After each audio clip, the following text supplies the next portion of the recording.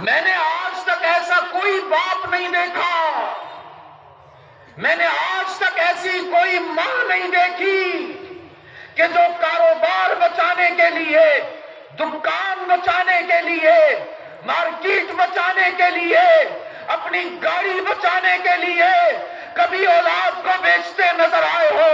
لیکن اللہ کی قسم ایسے بہت سارے ماں باپ دیکھے ہیں کہ اگر ان کا بچہ بیمار ہو گیا، ایکسیڈنٹ ہو گیا، ہسپتال میں داخل ہو گیا، آئی سی یو میں پہنچ گیا اور ڈاکٹر نے کہا اگر بچے کی جان بچانی ہے لاکھوں ٹکا لانا پڑے گا، تو ایسے ماں باپ دیکھے ہیں گاڑی بیچتے ہیں، مکان بیچتے ہیں، کاروبار بیچتے ہیں، زیورات بیچتے ہیں اور سارا ٹکا اکٹھا کر کے ڈاکٹر کے سامنے ہاتھ باندھ کے کہتے ہیں ڈاکٹر صاحب میں فقیر ہونا برداشت کروں گا لیکن میرے بچے کی موت آ جائے برداشت نہیں کروں گا۔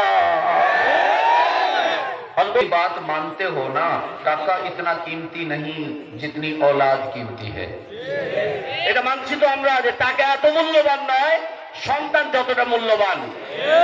لیکن افسوس سے کہنا پڑتا ہے کہ ہم اپنی دکان کو تو ٹائم دیتے ہیں، کاروبار کو وقت دیتے ہیں، ملازمت پر 8 10 گھنٹے گزار دیتے ہیں، اولاد کے لیے ہمارے پاس کوئی ٹائم نہیں ہوتا۔ حضرت اب تو دکھے ساتھ بولچی سب سے زیادہ پریشان ہے اپنی اولاد کی وجہ سے۔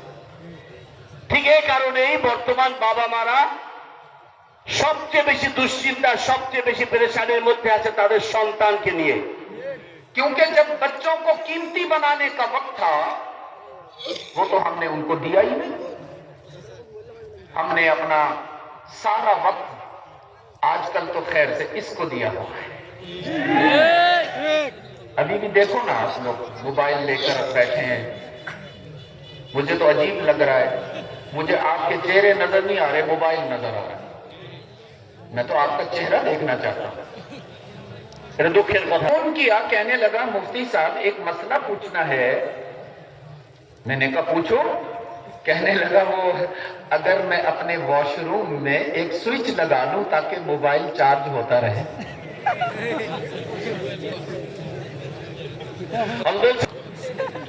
میں نے کہا شکر ہے آپ نے یہ مسئلہ نہیں پوچھا کہ بیت الخلاء میں دسترخوان لگا کے ناشتہ کر سکتا۔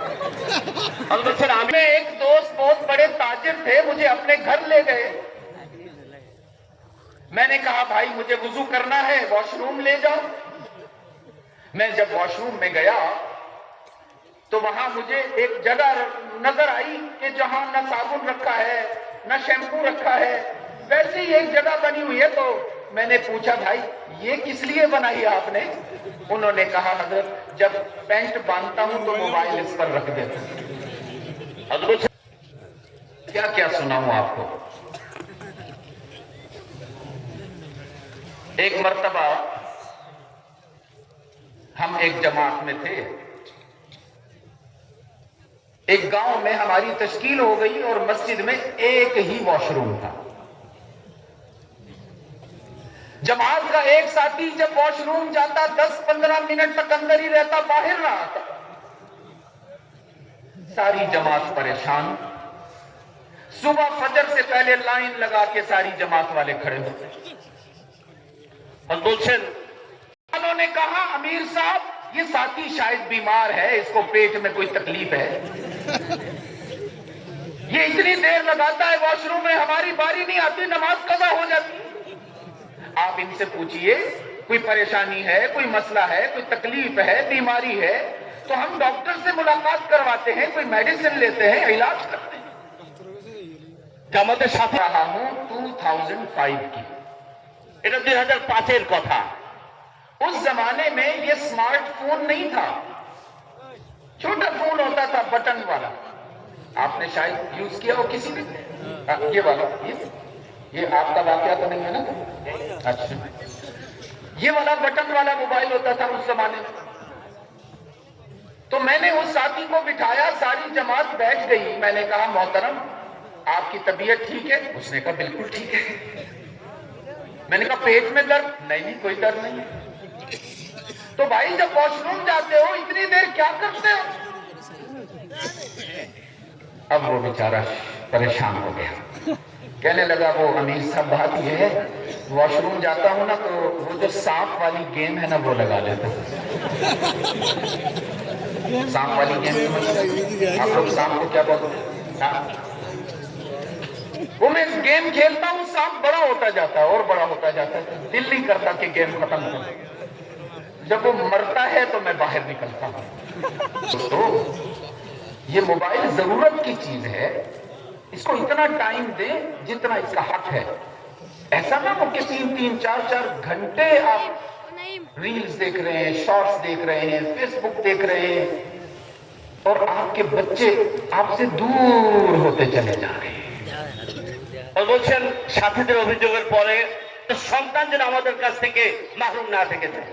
اولاد کی تربیت اتنا اہم اور حساس موضوع ہے کہ اللہ نے قرآن میں اس کو ذکر فرمایا ہے۔ সন্তানের লালন পালন এত গুরুত্বপূর্ণ, এত স্পর্শকাতর বিষয় যে আল্লাহ রাব্বুল আলামিন পবিত্র কোরআনে কারীমের মধ্যে এই বিষয়ে আয়াত নাযিল করেছেন। فرمایا وَإِذْ قَالَ لُقْمَانُ لِابْنِهِ وَهُوَ يَعِظُهُ وَإِذْ قَالَ لُقْمَانُ لِابْنِهِ وَهُوَ يَعِظُهُ يَا بُنَيَّ لَا تُشْرِكْ بِاللَّهِ۔ آئیے میرے محبوب آپ کے ذریعے آپ کی امت کو سبق دینا چاہتا ہوں۔ حق تعالی نے فرمایا وہ دیکھیے نا ایک روشن ضمیر باپ، ایک نیک فطرت انسان جناب سیدنا لقمان اپنے بیٹے کو اپنے قریب بٹھا کر اس کی تربیت فرما رہے ہیں، اس کو زندگی گزارنے کے اصول بتا رہے ہیں۔ قرآن کریم نے ہمیں اطلاع دیتے ہوئے فرمایا کہ لقمان نے اپنے بیٹے کی تربیت کرتے ہوئے جو اصول بیان کیے ہیں اس میں سب سے پہلا اصول ہے کہ یا بنی لا تشرک باللہ،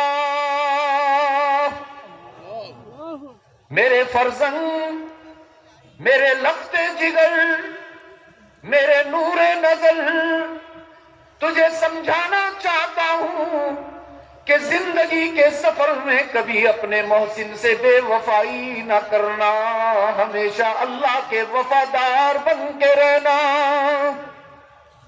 اس لیے کہ اللہ سے زیادہ تم پر کسی کے احسانات نہیں۔ دوستو لقمان کی یہ نصیحت صرف نصیحت نہیں ہے، یہ تو انسان سازی کا فارمولہ ہے۔ اس وقت تک انسان کہلانے کے قابل نہیں جب تک کہ اللہ کی وحدانیت کا عقیدہ دل میں نہ رکھے۔